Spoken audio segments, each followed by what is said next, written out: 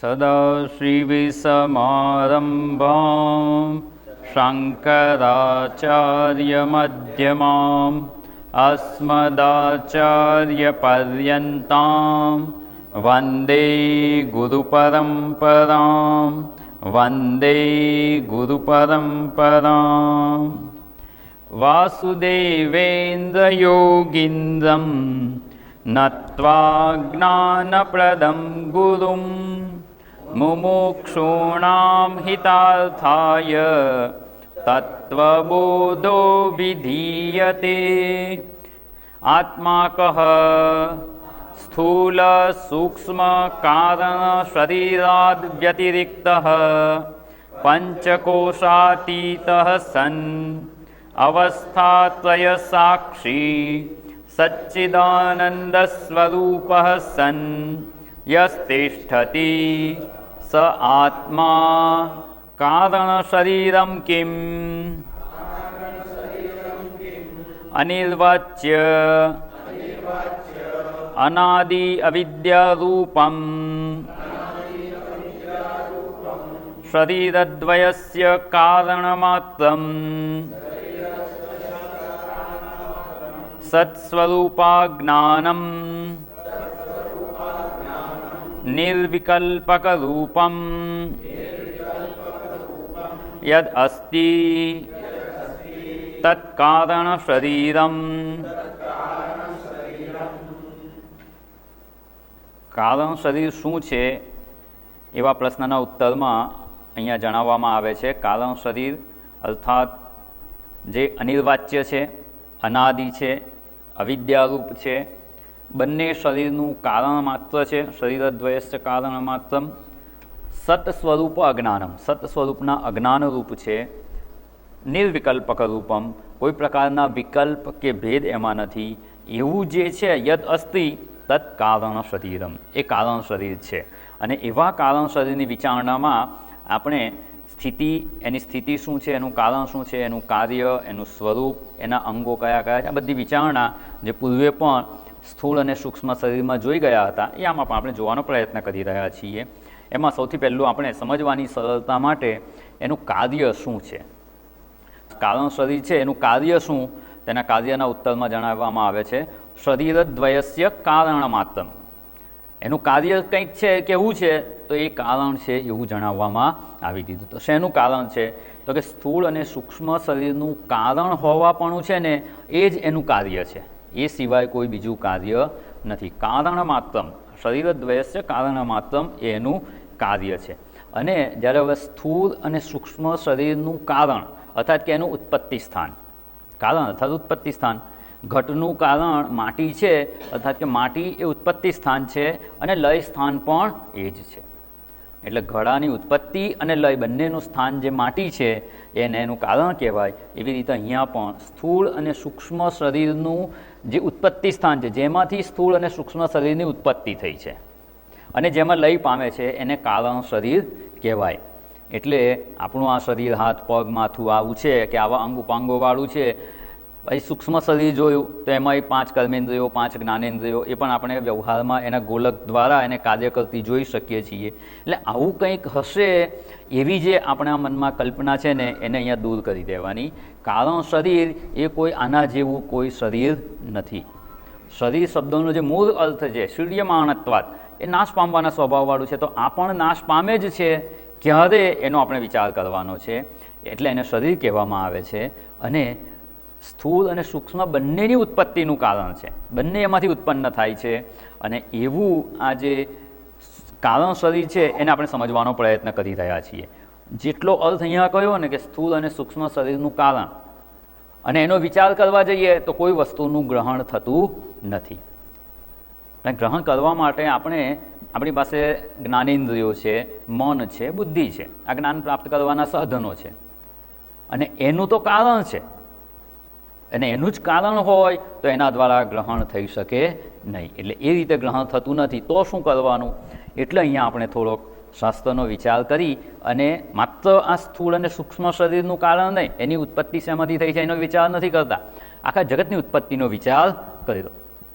અને આખી જગતનો ઉત્પત્તિનો વિચાર જોતાં આપણે જે ઉત્પત્તિનો સિદ્ધાંત છે એને સમજવાનો પ્રયત્ન કર્યો અને ઉત્પત્તિનો સિદ્ધાંત સમજી અને શેમાંથી ઉત્પન્ન થયું છે, બસ એ જ આ જગતનું અને આપણા સ્થૂળ અને સૂક્ષ્મ શરીરનું પણ કારણ છે. કારણ કે આ શરીરની ઉત્પત્તિ આપણે જાણતા નથી. સ્થૂળ શરીર અને સૂક્ષ્મ શરીર બંને શેમાંથી ઉત્પન્ન થયું તો કંઈ ગ્રહણ થતું નથી. ગ્રહણ થતું નથી એટલે આપણે વિચારણામાં આ રીતે આગળ વધીએ છીએ. તો જગતની ઉત્પત્તિનો સિદ્ધાંત સમજતા આપણે એક વિચાર જોયો હતો કે આ જગતની ઉત્પત્તિનો સિદ્ધાંત સમજવો હોય તો ઉત્પત્તિ કેવી રીતે થઈ, તો કે ઉત્પત્તિના સિદ્ધાંતમાં જ કહેવામાં આવે છે કે આ જગતમાં ખરેખર કંઈ ઉત્પન્ન થયું જ નથી. તો ઉત્પત્તિ જણાય છે, સૃષ્ટિ થઈ, એનો પ્રલય થાય છે, એ શું છે તો માત્ર વ્યક્ત અને અવ્યક્ત થવાપણું જ છે. કોઈ વસ્તુની ઉત્પત્તિ થઈ નથી, એ કોઈ વસ્તુનો નાશ થતો નથી, માત્ર એ વ્યક્ત થાય છે અને અવ્યક્ત થાય છે. અને દ્રષ્ટાંતપૂર્વક પણ આપણે સમજવાનો પ્રયત્ન કરી ગયા કે માટીમાં ઘડો અવ્યક્ત રૂપે છે જ, અસ્તિત્વમાં છે જ, અને એટલે જ એ વ્યક્ત થઈ શકે છે. માટીમાં સોનાના આભૂષણો અવ્યક્ત રૂપે પણ નથી, એટલે એમાંથી અભિવ્યક્ત થતા નથી. નહીં તો બહુ મોટી મુશ્કેલી ઊભી થઈ જાય. કંઈ નથી અને ઉત્પન્ન થયું, જો ઉત્પન્ન થયાનો સિદ્ધાંત જ સ્વીકારવામાં આવે કે કંઈક પણ નથી ને ઉત્પન્ન થાય છે તો બહુ મોટી મુશ્કેલી આવી શકે તેમ છે. એટલે નથી અને ઉત્પન્ન થાય છે એવું નથી, નથી અને વ્યક્ત થાય છે એવું પણ નથી, જે છે જ અસ્તિત્વમાં પહેલેથી છે પણ અવ્યક્ત રૂપે છે. તો અવ્યક્ત છે એને માત્ર વ્યક્ત થાય છે અને વ્યક્ત છે એનો લય થાય અર્થાત કે પુનઃ અવ્યક્ત થાય છે, એનો નાશ થતો નથી.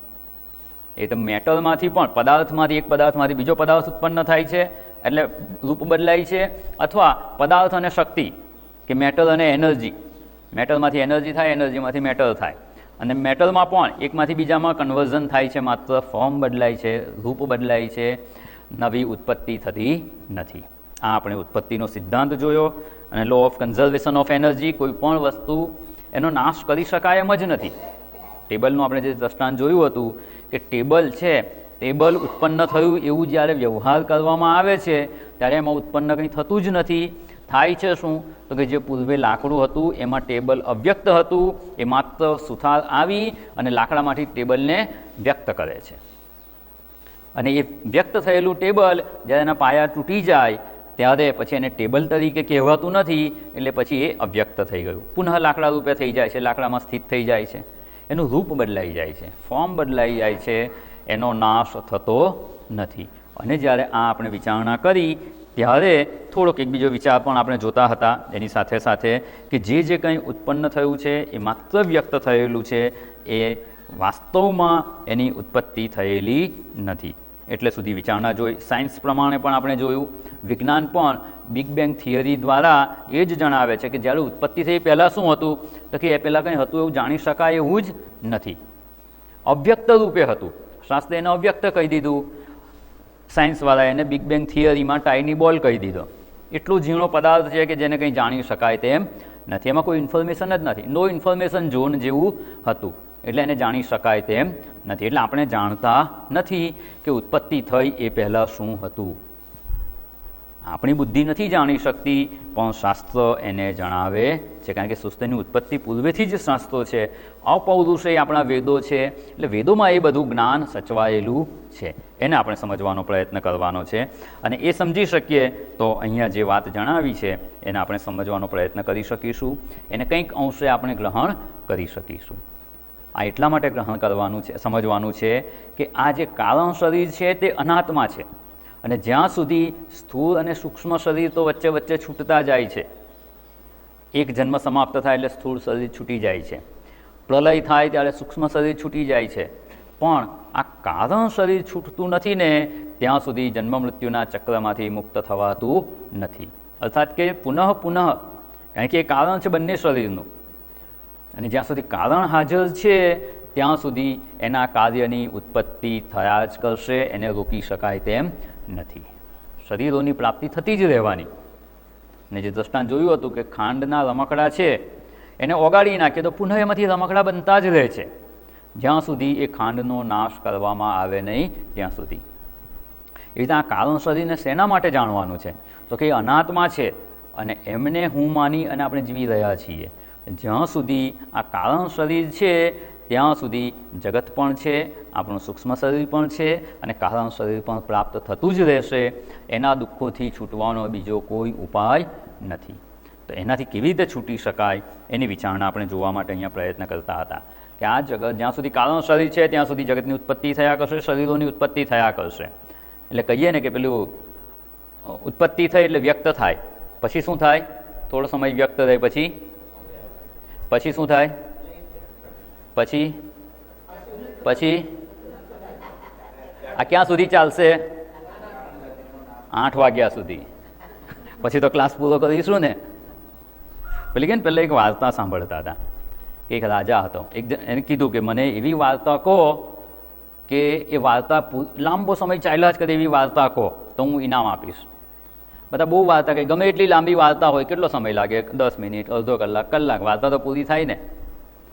તમારા જેવા એક હોશિયાર ભાઈ હતા ને, એ ગયા રાજાજીને કે હું તમને વાર્તા કહું છું, એ વાર્તા પૂરી થાય એવી જ નથી. તો કે મેં વાર્તા હજુ સુધી સાંભળી નથી, કહો તમે. તો કે હું એકવાર જંગલમાં જતો હતો, જંગલમાં ગયો ને ત્યાં મેં જોયું તો એક ઝાડ પરથી એક પંખી ફર કરતું ઉડીને ગયું. પછી બીજું એક પંખી હતું, એ ઝાડ પરથી ફર કરતું ઉડીને ગયું.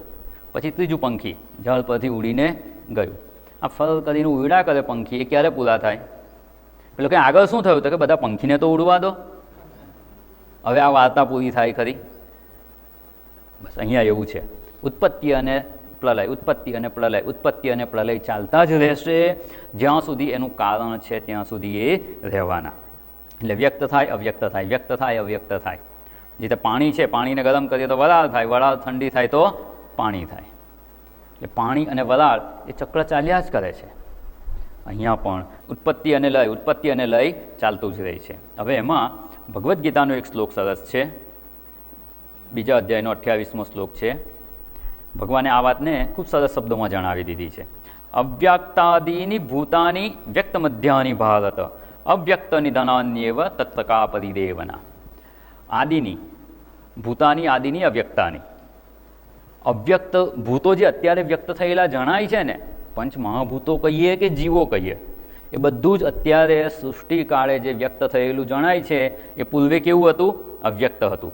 વ્યક્ત મધ્યાની અત્યારે વ્યક્ત જણાય છે, અવ્યક્ત નિધનાની જ્યારે એનો લય થશે ત્યારે પુનઃ અવ્યક્ત થઈ જ જશે. અને આ પ્રક્રિયા ચાલુ જ રહે છે. તત્કા પરિદેવના. એમાં શોક કરવા જેવું શું છે?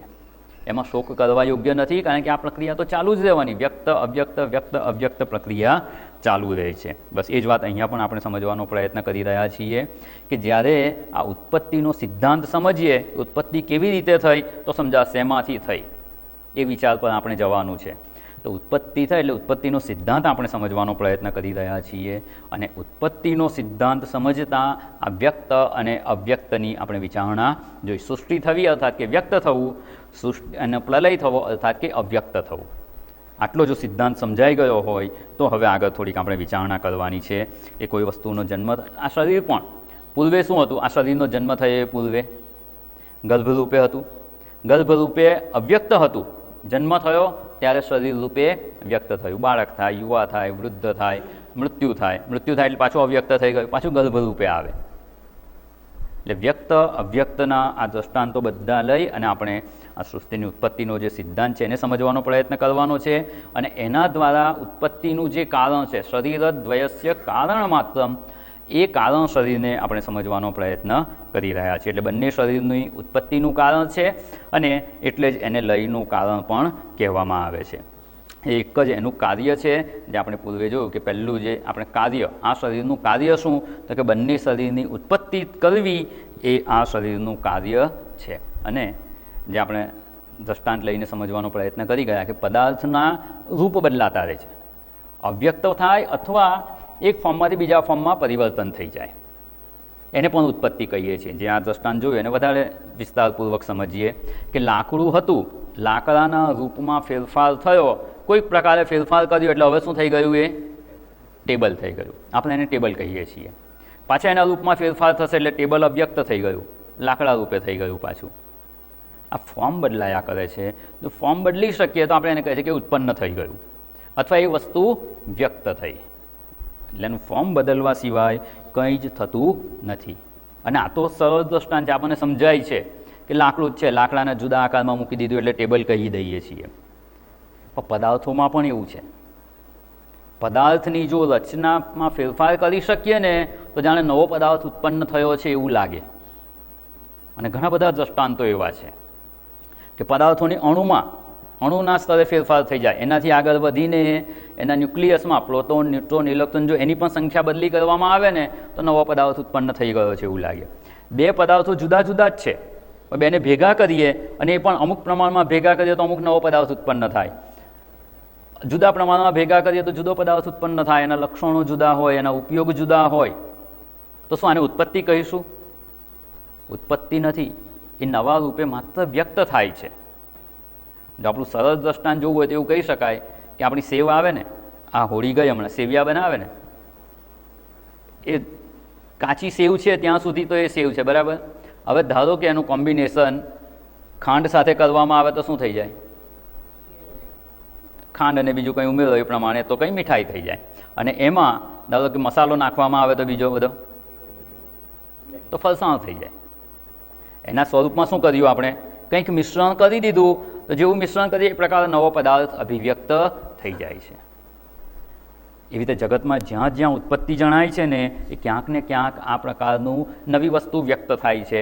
ક્યાં અવ્યક્ત થાય છે તો એને લય કહી દઈએ છીએ, વ્યક્ત થાય છે તો એને ઉત્પત્તિ કહી દઈએ છીએ. એવી રીતે અણુઓની ગોઠવણીમાં જો ફેરફાર થાય ને, આ એક સરસ દ્રષ્ટાંત છે, સમજાય તો સમજવાનો પ્રયત્ન કરીએ. જ્યારે હાઇડ્રોકાર્બન્સ છે, જ્યારે જમીનમાંથી જે ક્રૂડ ઓઇલ નીકળે એમાં ઘણી બધી વસ્તુઓ નીકળતી હોય છે, એમાં કાર્બન અને હાઇડ્રોજનનું જ કોમ્બિનેશન હોય છે, જેને હાઇડ્રોકાર્બન્સ કહેવાય. આ બધું ફ્યુલ તરીકે વપરાય, બળતણ તરીકે વપરાય. એમાં મૂળ શું હોય છે? કાર્બન અને હાઇડ્રોજન. કાર્બનના અમુક પરમાણુ હોય, હાઇડ્રોજનના અમુક પરમાણુ હોય. જો એનું પ્રપોર્શન બદલતા રહીએ ને તો નવા નવા પદાર્થો આપણને પ્રાપ્ત થતા રહે છે, નવા નવા પદાર્થો રૂપે વ્યક્ત થાય છે એવું આપણે કહી શકીએ. Ethane, methane, ethane, propane, butane, આ બધા શું છે? હાઇડ્રોકાર્બન્સ જ છે, કાર્બન અને હાઇડ્રોજન જ છે.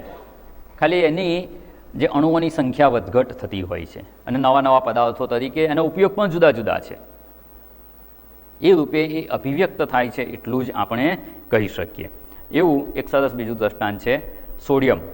સાંભળ્યું છે ને? સોડિયમ, ક્લોરીન સાંભળ્યું છે? સોડિયમ શું છે?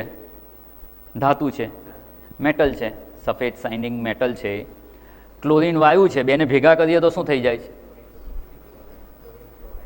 સોડિયમ ક્લોરાઇડ એટલે ક્રિસ્ટલાઇન સોલિડ જેવું મીઠું થઈ જાય છે. તો સોડિયમ ધાતુ છે, ક્લોરીન વાયુ છે, એ બંનેને ભેગા કરીએ એટલે શું થયું? મીઠાની ઉત્પત્તિ થઈ. બે પદાર્થો તો હતા જ, માત્ર એને યોગ્ય પ્રમાણમાં ભેગા કરી દીધા એટલે મીઠું વ્યક્ત થયું. એટલે સમગ્ર સૃષ્ટિ માત્ર વ્યક્ત થાય છે, જુદું જુદું કોમ્બિનેશન ઈશ્વરે કરેલું છે એટલે જુદા જુદા પદાર્થો રૂપે જણાય છે.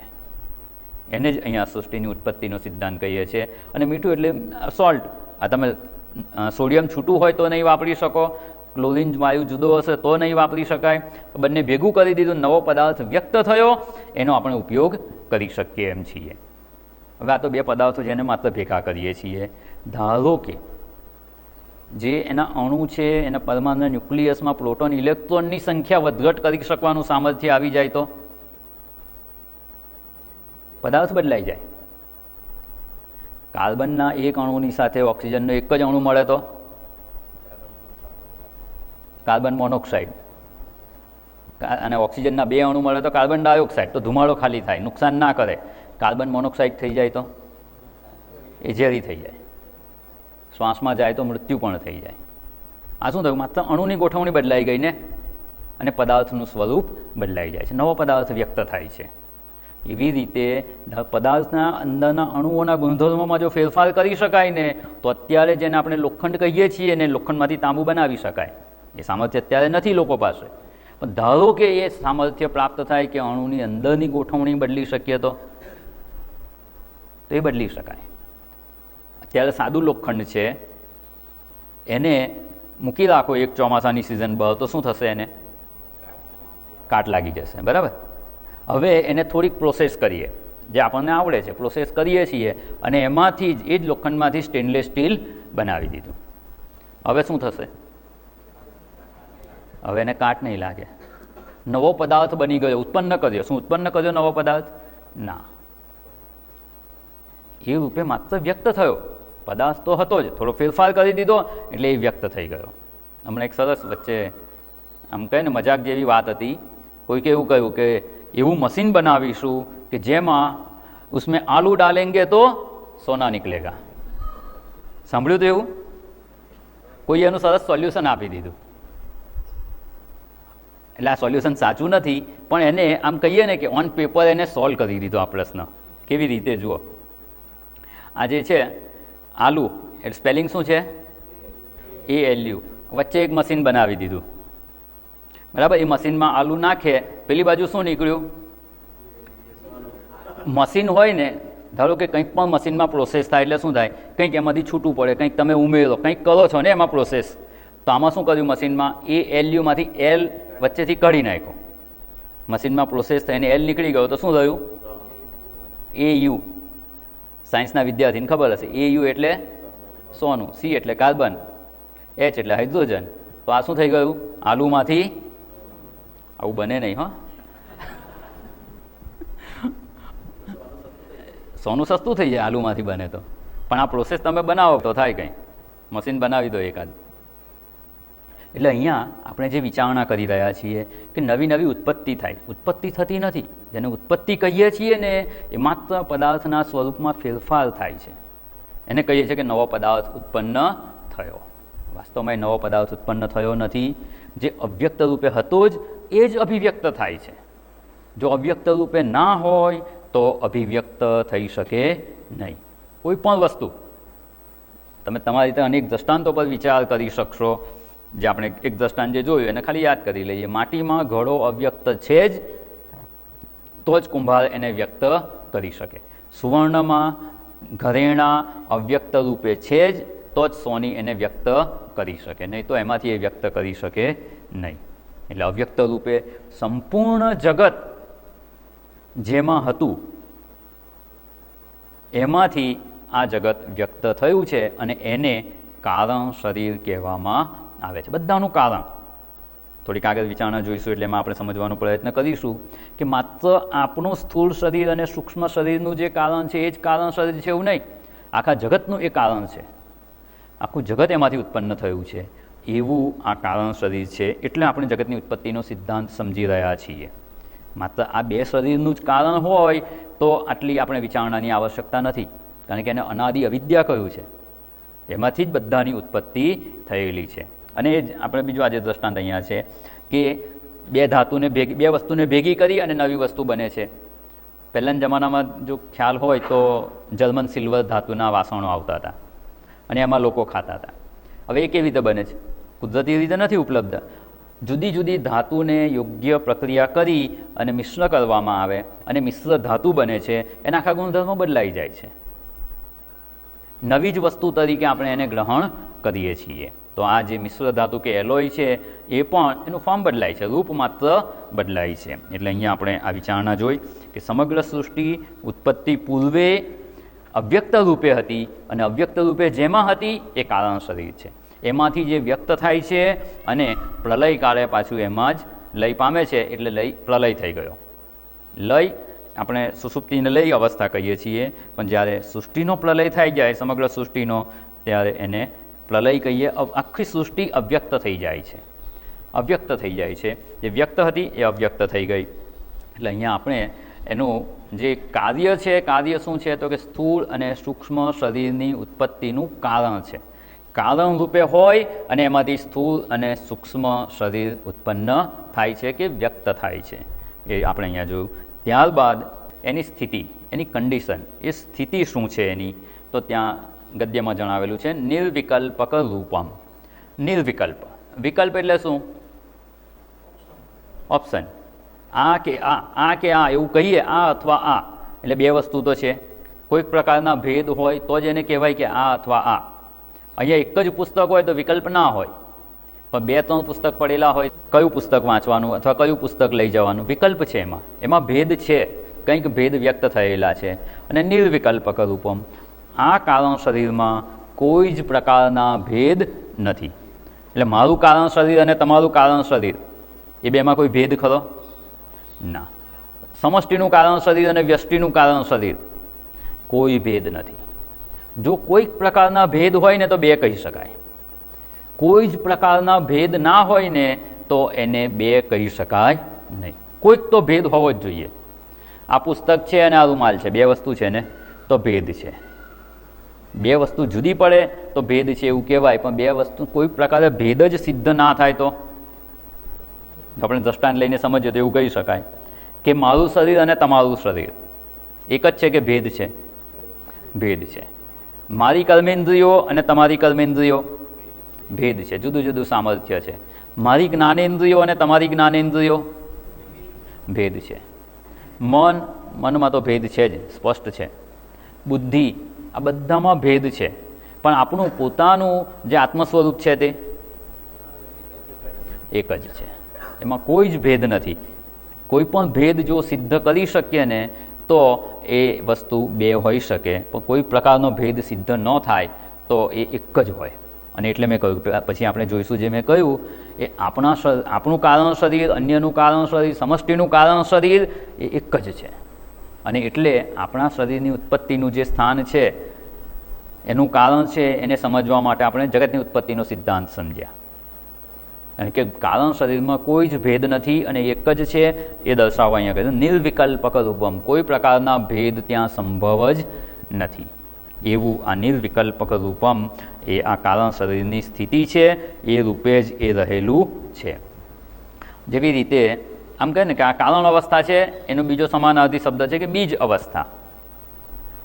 જે વૃક્ષનું બીજ છે, વડ છે કે પીપળો છે, એનું જે બીજ છે એ બીજમાં કોઈ પ્રકારના ભેદ છે ખરા? હા, વૃક્ષ ઉત્પન્ન થયું, વ્યક્ત થયું, બીજમાં વૃક્ષ અવ્યક્ત રૂપે રહેલું જ છે, છતાં પણ એ વૃક્ષ જણાતું નથી, કારણ કે એમાં ભેદ દ્રશ્ય થતા નથી. હા, એ બીજમાંથી જ્યારે અંકુર ફૂટે, છોડ થાય, મોટું વૃક્ષ થાય, ત્યારે અનેક ભેદ આપણને દ્રષ્ટિગોચર થાય છે. એમાં ફળ છે, ફૂલ છે, પાન છે, ડાળી છે, બધું આ વસ્તુઓ છે અને આ બધા ભેદયુક્ત છે. આ બધા ભેદ છે જ એમાં. પણ એ વૃક્ષ રૂપે અભિવ્યક્ત થાય ત્યારે ભેદ જણાય છે.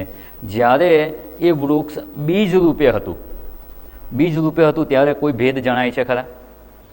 એમાં થડ, ડાળી, પાંદડા કંઈ જણાય છે? એટલે શું નથી? વસ્તુ ન જણાવવામાં બે સંભાવના છે. અહીંયા આ ટેબલ પર આ રૂમાલ છે, અત્યારે આપણને જણાય છે એટલે કહીએ છીએ, પણ આ ન જણાય, ધારો કે અહીંયા આ રૂમાલ જણાતો નથી, તો બે સંભાવના હોઈ શકે. પહેલી વસ્તુ એ કે અહીંયા રૂમાલ જ ના હોય. રૂમાલ ના હોય તો જણાય ખરો? ના હોય તો ના જણાય. અને બીજું, અહીંયા એકદમ અંધારું થઈ જાય તો પણ ના જણાય. એટલે વસ્તુ નથી જણાતી એમાં બે સંભાવના છે. એવી રીતે બીજમાં વૃક્ષ નથી જણાતું એમાંય બે સંભાવના. એક તો વૃક્ષ હોય જ નહીં, અથવા વૃક્ષ અંદર છે પણ એવી રીતે છે કે આપણે જાણી શકતા નથી. આ રૂમાલ અહીંયા છે પણ એને પ્રકાશના કોઈ પ્રકાશ જ નથી, એકદમ પીચ ડાર્ક છે, તો આપણને આ રૂમાલ હોવા છતાં જણાતો નથી, કારણ કે જાણી શકાય તેવી કોઈ સંભાવના નથી. જાણવા કંઈક તો પ્રકાશ જોઈએ, એ પ્રકાશ જ નથી તો અહીંયા આ વસ્તુને જાણી શકાય નહીં. બસ એવી જ રીતે આ જે બીજમાં વૃક્ષ જે રહેલું છે એ અવ્યક્ત રૂપે રહેલું છે, એને કોઈ પણ ભેદ ત્યાં જણાતા નથી, એટલે જાણી શકાતું નથી. એટલે બીજમાં વૃક્ષ નથી અને નથી જણાતું એવું નથી, છે પણ જાણી શકવાની કોઈ સંભાવના નથી એટલે જણાતું નથી. એટલે બીજ એ અવ્યક્ત, એમાં વૃક્ષ અવ્યક્ત રૂપે રહેલું છે, અને રહેલું છે એટલે જ અભિવ્યક્ત થાય છે. અને જે વૃક્ષનું બીજ હોય ને એ જ વૃક્ષ એમાં અવ્યક્ત રૂપે રહેલું હોય. વડનું બીજ હોય એમાં લીંબુ અવ્યક્ત રૂપે રહેલું નથી, એમાં વડનું વૃક્ષ જ અવ્યક્ત રૂપે રહેલું છે, અને એટલે એ એમાંથી વ્યક્ત થઈ શકે છે. એટલે એમાં અવ્યક્ત રૂપે રહેલું છે એટલે એને વૃક્ષની બીજ અવસ્થા કહેવામાં આવે છે, અથવા વૃક્ષની કારણ અવસ્થા કહેવામાં આવે છે, જેમાંથી વૃક્ષ વ્યક્ત થાય છે, વૃક્ષ અભિવ્યક્ત થાય છે. એટલે બીજ અવસ્થા કે કારણ અવસ્થામાં એ વસ્તુ અવ્યક્ત રૂપે રહેલી છે, એ એની બીજાવસ્થા કહેવાય કે કારણાવસ્થા કહેવાય. અને આજકાલનું જેનેટિક સાયન્સ પણ આ જ વસ્તુ સ્વીકારે છે. આપણા જે ડીએનએ છે ને, ડીએનએમાં બધું જ રહેલું છે. અને જે ફોરેન્સિક સાયન્સ છે એના આધારે જ કોઈ વ્યક્તિનું મૃત્યુ થયું હોય ને ઘણા સમય પછી પણ, ધારો કે એનો એક ડીએનએનો સેમ્પલ એ મળી જાય ને તો આખો એનો કેસ એ લોકો ઉકેલી નાખતા હોય છે, કારણ કે એનાથી બધી જ માહિતી મળે. એટલે અહીંયા આ ડીએનએમાં બધું રહેલું જ છે. જેટલું વસ્તુ આપણે ઉકેલી શકીએ એટલું જાણી શકીએ. એમ કે કોડિંગ કરેલું છે. કોડિંગ કરેલું હોય, જો એને ડીકોડ કરતાં આવડે તો આપણે વસ્તુને જાણી શકીએ, ડીકોડ કરતાં ન આવડે તો આપણે જાણી શકતા નથી. અને ડીકોડ કરતાં આવડે બધું ડીએનએમાં બધું જ છે. ગર્ભમાં બાળક હોય એના ડીએનએમાં એ મોટો થશે ત્યારે એની કેટલી ઊંચાઈ થશે, એનો કેવો રંગ થશે, એની માનસિક સ્થિતિ કેવી હશે, ભવિષ્યમાં કયા રોગ થવાની સંભાવના છે ને એ પણ એમાં હોય. હા, સંભાવના સુધીનો નિર્દેશ મળી શકે. પછી પોતાની લાઈફસ્ટાઈલ બદલી શકે તો કદાચ એ રોગ ન પણ થાય. અને જો લાઈફસ્ટાઈલ યોગ્ય ના રાખે તો અમુક રોગો થાય. મોટી ઉંમરે થવાના હોય રોગો, એ પણ એમાં ડીએનએમાં તો છે જ, અવ્યક્ત રૂપે છે જ. પણ આપણે એને ડીકોડ ના કરી શકીએ તો આપણે એને જાણી શકતા નથી, પણ અવ્યક્ત રૂપે તો છે જ.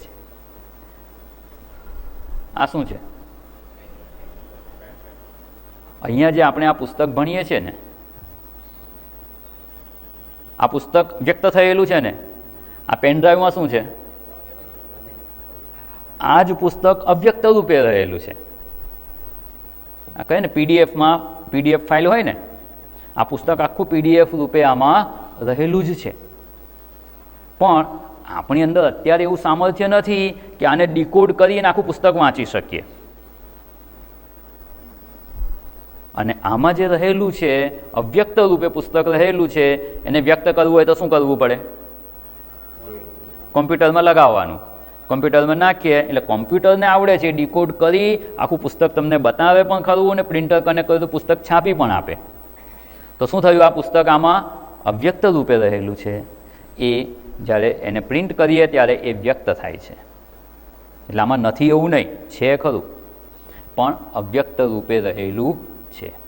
બસ એવી જ રીતે કે અવ્યક્ત રૂપે રહેલું બીજમાં કેવું આખું વૃક્ષ, તો બીજમાં વૃક્ષનું વજન હોય ખરું? વૃક્ષના કોઈ અંગો હોય? કશું જ નથી, પણ અવ્યક્ત રૂપે છે. એવી રીતે આ પુસ્તકનું વજન ધારો કે 200-500 ગ્રામ છે, અને એ જ આમાં અવ્યક્ત રૂપે છે તો કેટલું વજન હોય? પેનડ્રાઈવ પહેલાં ખાલી હતી, એમાં આ પુસ્તકની પીડીએફ ફાઇલ નાખી દીધી, કેટલું વજન વધે? ગ્રામમાં, મિલીગ્રામમાં કંઈ પણ વધે વજન? ના, છતાં આમાં છે. બસ એવી રીતે આ જે સ્થૂળ અને સૂક્ષ્મ શરીરનું જે કારણ છે ને, એમાં આ સંપૂર્ણ સ્થૂળ અને સૂક્ષ્મ શરીર રહેલા છે, એમાંથી જ ઉત્પન્ન થાય છે, એમાં જ લય પામે છે. પણ જ્યારે કારણ અવસ્થામાં હોય છે ને ત્યારે એને કોઈ પ્રકારે આપણે જાણી શકતા નથી. અને જાણી શકતા નથી એટલે નથી એવું નહીં, જાણી શકાતું નથી, કારણ કે આપણે જાણી શકવા સમર્થ નથી એટલે નથી જણાતું. નથી એવું નહીં એટલે સંપૂર્ણ જગત એના કારણમાં ઉત્પત્તિ પૂર્વે અવ્યક્ત રૂપે હતું. આટલી વિસ્તારપૂર્વક વિચારણા કરીને આપણે કયા નિષ્કર્ષ પર પહોંચીએ છીએ? કારણ શરીરને સમજવાનું છે. ઉત્પત્તિ પૂર્વે પણ આ સંપૂર્ણ જગત, સ્થૂળ અને સૂક્ષ્મ શરીર કહીએ આપણા, અથવા સંપૂર્ણ જગત અવ્યક્ત રૂપે જેમાં હતું એ અહીંયા કારણ સ્વરૂપ છે. અને એ કારણ સ્વરૂપમાં આ જગત રહેલું હતું, પણ જણાતું નથી, કારણ કે એમાં કોઈ ભેદ અભિવ્યક્ત થતા નથી. અને કોઈ ભેદ અભિવ્યક્ત થતા નથી એટલે એને નિર્વિકલ્પક રૂપમ કહ્યું છે. કોઈ પ્રકારના વિકલ્પ કે ભેદ એમાં રહેલા નથી. એટલે અહીંયા આપણે એને જેની સ્થિતિ છે એની કન્ડિશન શું છે?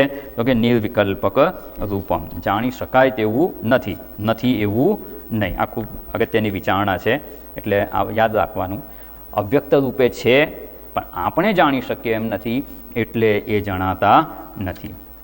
જેવું હોય ને, સાયન્સે કહ્યું કે બિગ બેંગ થયો એ પહેલાં ટાઇની બોલ હતો, તો એ પૂર્વે શું થયું કે જેને લીધે બિગ બેંગ થયું, અથવા સૃષ્ટિ ઉત્પન્ન થઈ, જગત ઉત્પન્ન થયું, અથવા એની પહેલાં શું પ્રોસેસ થઈ, અથવા શું હતું, તો કે એ જાણી શકાય તેવું નથી. આપણે જાણતા નથી. કેમ નથી જાણતા? જાણી શકાય તેવું નથી. અત્યારે નથી જાણતા, ભવિષ્યમાં એ જાણી શકવાની કોઈ સંભાવના નથી, કારણ કે મન અને બુદ્ધિનું પણ એ કારણ છે, તો એના દ્વારા એને જાણી શકાય તેમ નથી. એટલે આમ અવ્યક્ત રૂપે સંપૂર્ણ વસ્તુ એમાં રહેલી છે, પણ અવ્યક્ત છે, વ્યક્ત ન થાય ત્યાં સુધી એને જાણી શકાય નહીં. વ્યક્ત થાય ત્યારે બધા જ ભેદ સ્પષ્ટ જણાય છે. આપણા સ્થૂળ શરીરના ભેદ બધા જણાય છે, હાથ છે, પગ છે, માથું છે, ધડ છે, આ બધું જણાય છે. સૂક્ષ્મ શરીરના ભેદ એ પણ આપણે જાણીએ છીએ. મારી પાદેન્દ્રિય કામ કરી શકે છે કે પાદેન્દ્રિય કામ નથી કરી શકતી, હસ્તેન્દ્રિય કામ કરે છે નથી કરતી, ચક્ષુ ઇન્દ્રિય દ્વારા હું રૂપ ગ્રહણ કરી શકું છું અથવા અમુક રૂપ ગ્રહણ નથી થતું, શ્રવણેન્દ્રિય દ્વારા અમુક અવાજ સંભળાય છે, અમુક અવાજ નથી સાંભળી શકાતો. મન, બુદ્ધિ, આને પણ આપણે જાણીએ છીએ, એટલે એને જાણી શકાય છે. પણ સ્થૂળ શરીરને, સૂક્ષ્મ શરીરને જાણી શકાતું હોવા છતાં પણ કારણ શરીરમાં કોઈ ભેદ ન હોવાથી, ન જણાતા હોવાથી આપણે એને જાણી શકતા નથી. નથી જાણી શકતામાં બીજું એક કારણ, જાણવાનું જે સાધન છે ને, જેમણે કહ્યું મન અને બુદ્ધિ એ સૂક્ષ્મ શરીર અંતર્ગત છે, અને એનો જ્યારે લય થઈ જાય ત્યારે જે અવસ્થા છે એને મન બુદ્ધિ જાણી શકે નહીં. ધારો કે આપણી પાસે એક દૂરબીન છે, દૂરબીનથી આપણે દૂરની વસ્તુ જોઈ શકીએ કે નહીં? જોઈ શકીએ. દૂરબીનથી દૂરની વસ્તુ જોવાય છે, પણ એ જ દૂરબીનથી, એ દૂરબીન દ્વારા જોનારી જે આંખ છે, આંખને જોઈ શકાય ખરું? એ તો મન બુદ્ધિ સાધન છે, એના દ્વારા આપણે જગતને જાણીએ છીએ, પણ મન બુદ્ધિનું કારણ છે એને મન બુદ્ધિ ન જાણી શકે. એવી રીતે દૂરબીન દ્વારા દૂરના પદાર્થોને આપણે જોઈ શકીએ છીએ, પણ દૂરબીન દ્વારા આપણી આંખને જોવી હોય તો કેમ? દૂરબીન નામ આપણી આંખ બાજુ કરીએ તો હા, ધારો કે આ દૂરબીન છે, દૂરબીનથી દૂરની વસ્તુ છે, આ દૂરબીન નામ ઊંધું કરીએ તો આંખ જણાય કે નહીં?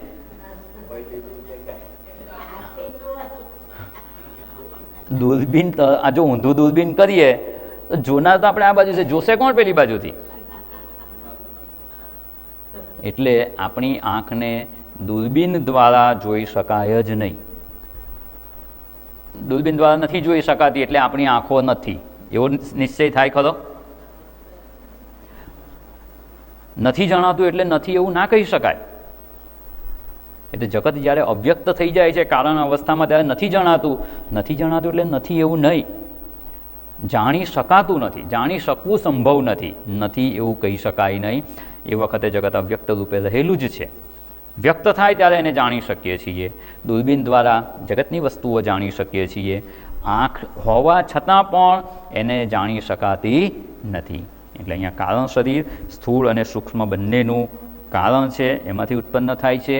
હવે ઘણાની એવું થાય કે આ બહુ અઘરું પડે, આ સહેલું સમજાઈ જાય એવું છે? જેટલું સ્થૂળ શરીર અને સૂક્ષ્મ શરીર સમજ્યા એટલું સરળતાથી સમજાય છે ખરું? મુશ્કેલ છે, પણ શાસ્ત્રની રીતે સમજવાનો પ્રયત્ન કરીએ ને તો સમજી શકાય એવું છે. જે દ્રષ્ટાંતો લીધા અને શાસ્ત્રની દ્રષ્ટિ પ્રાપ્ત કરીએ ને તો આ વસ્તુ જણાય. કારણ કે સૃષ્ટિની ઉત્પત્તિ પૂર્વે પણ શાસ્ત્રો હતા. આપણા વેદો સનાતન છે, અપૌરુષેય છે. સૃષ્ટિની ઉત્પત્તિ કરતાં પહેલાં બ્રહ્માજીને પરમાત્માએ આ વેદોનું જ્ઞાન ગ્રહણ કરાવ્યું. યો બ્રહ્માંડમ વિદધાતિ પૂર્વમ યો વૈ વેદાંશ્ચ પ્રહિણોતિ તસ્મૈ. પૂર્વમ, જે પૂર્વે, સૃષ્ટિની ઉત્પત્તિ પૂર્વે, યો બ્રહ્માંડમ, યહ પરમાત્મા, એ પરમાત્માએ બ્રહ્માંડમ એટલે બ્રહ્માજીને આ જ્ઞાન પ્રદાન કરેલું છે. આ વેદો ગ્રહણ કરાવ્યા કે આ વેદનું જ્ઞાન અને એના પ્રમાણે સૃષ્ટિની રચના કરો. એટલે ઉત્પત્તિ પૂર્વેની સ્થિતિ વેદને તો ખબર જ છે.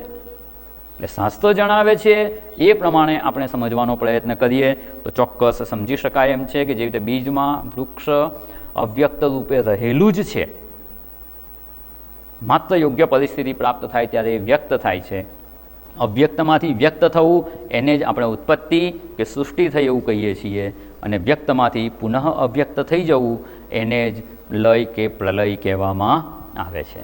અને એ કારણ શરીર છે જેમાંથી બંને શરીરની ઉત્પત્તિ થઈ છે. આગળ બીજા વિશેષણો જે જોવાના છે, અનાદિ અવિદ્યારૂપમ સત્સ્વરૂપ અજ્ઞાનમ, આવું આ જે કારણ શરીર છે એને સમજી અને એનાથી મુક્ત થવાનો પ્રયત્ન કરવાનો છે. એ અનાત્મા છે, હું એ નથી. અને એનાથી મુક્ત થઈ શકીએ, એનાથી ભિન્ન પોતાને જાણી શકીએ, એ જ્ઞાનમાં સ્થિત થઈ જઈએ તો સત સ્વરૂપ અજ્ઞાન, સત સ્વરૂપનું અજ્ઞાન હોવું એ કારણ શરીર છે, તો એનું જ્ઞાન થઈ જાય સત સ્વરૂપનું, તો એ સત સ્વરૂપનું અજ્ઞાન બચતું નથી, તો કારણ શરીર રહેતું નથી. કારણ શરીર ન રહે, કારણ શરીર જ નથી, તો પછી એમાંથી સ્થૂળ અને સૂક્ષ્મ શરીર ઉત્પન્ન થવાની સંભાવના રહે ખરી? તો સ્થૂળ અને સૂક્ષ્મ શરીરની ઉત્પન્ન થવાની જે સંભાવના છે એ કારણ શરીર સત સ્વરૂપના જ્ઞાનથી દૂર થઈ શકે છે. અને એટલા માટે આપણે આને સમજવાની અહીંયા આવશ્યકતા છે. એ કારણ શરીર અનાત્મા છે, હું એ અનાત્માથી ભિન્ન છું. અહમ સ્થૂલ સૂક્ષ્મ કારણ શરીરાદ વ્યતિરિક્ત. એટલા માટે આપણે દરેક વર્ગમાં મંગલાચરણના શ્લોકની સાથે આત્મા કહો એની વિચારણા કરી રહ્યા છીએ. એનો પાઠ આપણે દર વખત એટલે જ કરીએ છીએ કે આત્મતત્વ શું છે, જે મારું સાચું સ્વરૂપ છે. સ્થૂળ સૂક્ષ્મ કારણ શરીરાદ વ્યતિરિક્ત. તો જ્યારે કારણ શરીરથી હું વ્યતિરિક્ત છું એવું જ્યારે કહેવામાં આવે ત્યારે એનો કેટલો વિસ્તૃત અર્થ છે. આટલી સમજ હોય અને પછી જ્યારે આ ગદ્યનો પાઠ કરવામાં આવે ને ત્યારે એ સમજમાં સ્પષ્ટતા આવતી હોય છે કે આખું સમગ્ર સૃષ્ટિનું જે કારણ છે ને એ આ અજ્ઞાન સ્વરૂપ છે, અને એ આત્મ સ્વરૂપના જ્ઞાનથી દૂર થઈ શકે છે. અને એ દૂર થશે તો અજ્ઞાનનું સંપૂર્ણ કાર્ય આપણાથી દૂર થઈ જશે, એનાથી આપણે મુક્ત થઈ જઈશું. અને એવી મુક્તિની પ્રાપ્તિ કરવામાં આ વિચારણા આપણને સહાયક થઈ શકે છે. જો આને યાદ રાખવામાં આવે તો ચોક્કસ સમજમાં એક પરિવર્તન આવે છે, અને એ સમજમાં આવેલું પરિવર્તન આપણને આપણા સ્વરૂપના જ્ઞાનમાં સ્થિત થવામાં મદદરૂપ થઈ શકે છે. એટલે અહીંયા જે આપણે આ વિચારણા જોઈ, કદાચ જો આ વિસ્તારપૂર્વક સમજવાનો પ્રયત્ન કરવામાં ન આવે, ઉપર છેલ્લું કારણ શરીર એટલે શું, સુષુપ્તિ આ છે ને બધા લગભગ સમાન વિચારણા જેવા વિષયો છે, અને અનેક વાર શ્રવણ કરવા છતાં, વાંચન કરવા છતાં જલ્દીથી સરળતાથી ન સમજાય એવા આ વિષય છે. એક તો કારણ શરીર, પંચકોશમાં આનંદમય કોષ, અને આ જ કારણ શરીરની જે અવસ્થા છે એ સુષુપ્તિ અવસ્થા. એ પણ જો યોગ્ય સમજપૂર્વક વિચારણા કરવામાં ન આવે ને તો સરળતાથી સમજાય તેવી હોતી નથી. એટલે આનંદમય કોષ કહો, સુષુપ્તિ અવસ્થા કહો કે કારણ શરીર કહો, એ સમજવું થોડુંક મુશ્કેલ છે.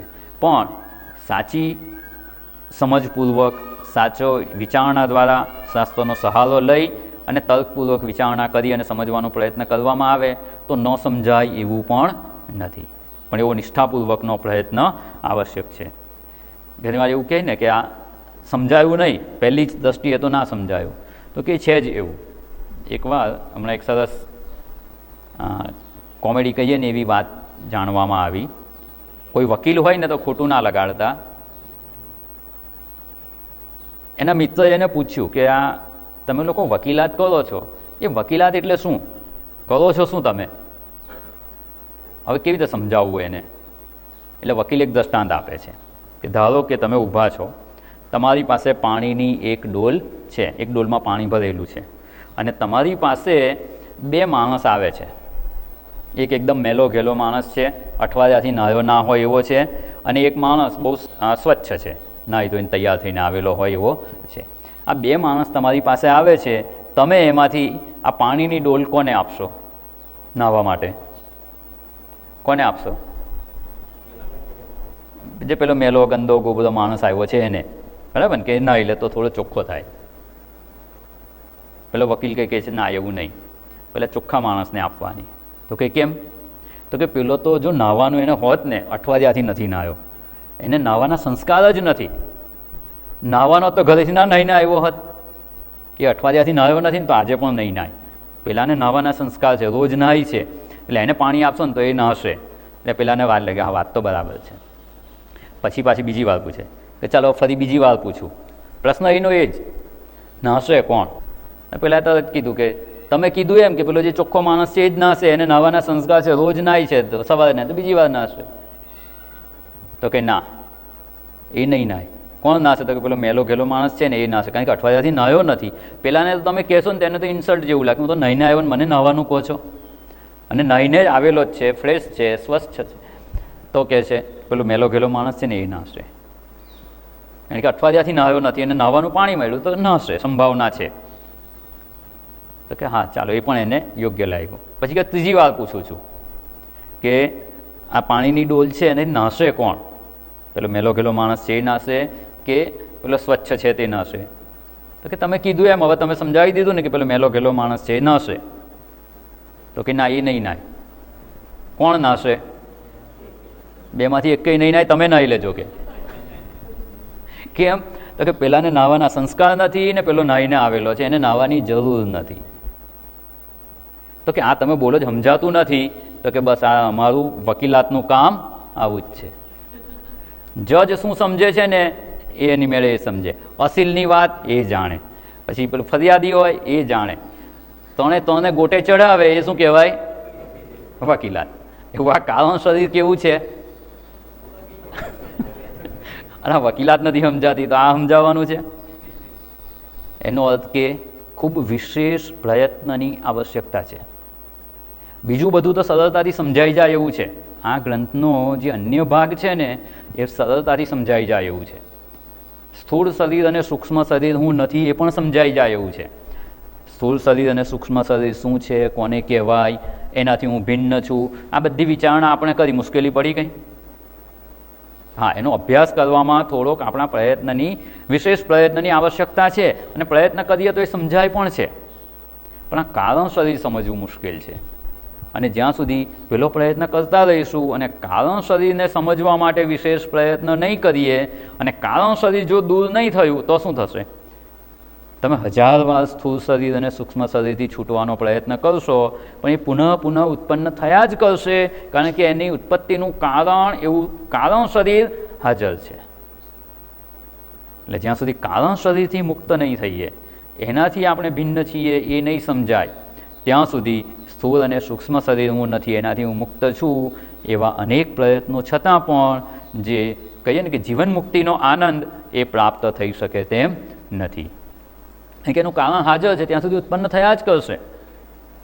બાવળનું ઝાડ ઉગી ગયું, તમે એની ડાળીઓ કાપતા જો, જેટલી વાર ઉગે એટલી વાર કાપો, એને થડમાંથી કાપી નાખો તો થોડા સમયમાં પાછું ઉગશે, કારણ કે એનું જે ઉત્પત્તિનું સ્થાન છે, મૂળિયા છે, એ હજુ આપણે એને કાપ્યા નથી. અને બીજા એટલા બીજ પડેલા છે એના જ કે એમાંથી નવા ચોમાસું આવશે, નવા વૃક્ષ ઉગ્યા જ કરશે.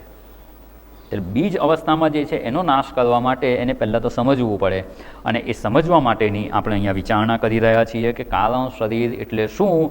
તો કે જેમાં આ સ્થૂળ અને સૂક્ષ્મ શરીર કારણ રૂપે કે અવ્યક્ત રૂપે રહેલું છે, અને એના આગળ બધા વિશેષણો આવવાના છે, અને એમાં કોઈ પણ પ્રકારના ભેદ રહેલા નથી, એટલે એને નિર્વિકલ્પક રૂપમ કહેવામાં આવેલું છે. અને આવું જે નિર્વિકલ્પક રૂપ છે એવા સ્થૂળ કારણ શરીરને આપણે સમજવાનું છે. એના આગળ જે વિશેષણો આપવામાં આવેલા છે એનો સ્વભાવ શું છે? તો અનાદિ છે, અવિદ્યારૂપમ અને સત સ્વરૂપ અજ્ઞાનમ. આગળ બીજું જણાવવાના છે અનિર્વાચ્ય. આ શબ્દો આપણે સમજવાની આવશ્યકતા છે કે આ કારણ શરીર કયું, એ કેવું છે, એનું સ્વરૂપ કેવું છે, એનો સ્વભાવ કેવો છે, એનું નેચર શું છે? તો કે એક તો અનાદિ છે, અવિદ્યારૂપમ છે, અને સત સ્વરૂપ અજ્ઞાનમ છે, અનિર્વાચ્ય છે. આની વિચારણા કરી અને આપણે એનાથી ભિન્ન છીએ, તદ વ્યતિરિક્ત અહમ, એ વિચારણામાં આપણે સ્થિત થવાનો પ્રયત્ન કરવાનો છે. પણ એ વિચારણામાં સ્થિત થવું હોય તો આ બધા જે શબ્દો અહીંયા વપરાયા છે એના અર્થને સમજવાનો પ્રયત્ન કરવાનો, અને કેવી રીતે એનાથી આપણે મુક્ત થઈ શકીએ એ પણ આપણે સમજ પ્રાપ્ત કરવાનો પ્રયત્ન કરવાનો છે. આજનો સમય થઈ ગયો છે. પુનઃ મળીશું ત્યારે આ અનાદિ એટલે શું? આત્મતત્વ એ અનાદિ છે, આને અનાદિ કહી દીધું, તો આ અનાદિ શબ્દોનો અર્થ શું? અવિદ્યારૂપમ, પછી સત સ્વરૂપા જ્ઞાનમ, સત સ્વરૂપના અજ્ઞાન સ્વરૂપ છે, અને અનિર્વાચ્ય રૂપમ, એવું યદ અસ્તિ તત્ કારણ શરીરમ, એવું જે છે એને કારણ શરીર કહેવામાં આવે છે. એટલે એ અવિદ્યારૂપ છે, અજ્ઞાનરૂપ છે, અને એવા કારણ શરીરનું અજ્ઞાન છે ત્યાં સુધી આ સ્થૂળ અને સૂક્ષ્મ શરીરોની ઉત્પત્તિ થયા જ કરવાની, એ થતી જ રહેશે. એનાથી મુક્ત થઈ શકાય તેમ નથી. તો એનાથી કેવી રીતે મુક્ત થવું? અજ્ઞાનથી કેવી રીતે મુક્ત થવું? અને એટલે જ ક્યાંક આપણે સાંભળ્યું હશે, અજ્ઞાન પ્રભવમ સર્વમ જ્ઞાનેન પ્રવિલીયતે. અજ્ઞાનથી જ સમગ્ર સૃષ્ટિની ઉત્પત્તિ થઈ છે. આમ સીધું સમજાય એવું નથી. કોઈક વસ્તુ ઉત્પન્ન કરે તેનું જ્ઞાન હોવું જોઈએ, અને અહીંયા શું કહી દીધું? અજ્ઞાનમાંથી બધી ઉત્પત્તિ થઈ છે. તો અહીંયા અને આપણે થોડોક સમજવાનો પ્રયત્ન કરવાનો છે કે કારણ શરીર છે શું. આની એકવાર જો વિસ્તારપૂર્વક સ્પષ્ટ સમજ પ્રાપ્ત કરી લીધી હશે ને તો આ કારણ શરીર, સુષુપ્તિ અવસ્થા અને આનંદમય કોષ આ બધું સરળતાથી સમજાઈ જશે. એટલે એને આપણે પુનઃ મળીશું ત્યારે વિશેષ વિચારણા કરી અને સમજવાનો પ્રયત્ન કરીશું. ઓમ પૂર્ણમદ પૂર્ણમિદમ પૂર્ણાત પૂર્ણમુદચ્યતે પૂર્ણસ્ય પૂર્ણમાદાય પૂર્ણમેવાવશિષ્યતે. ઓમ શાંતિ શાંતિ શાંતિ. હરિ ઓમ. શ્રી ગુરુભ્યો નમઃ. હરિ ઓમ.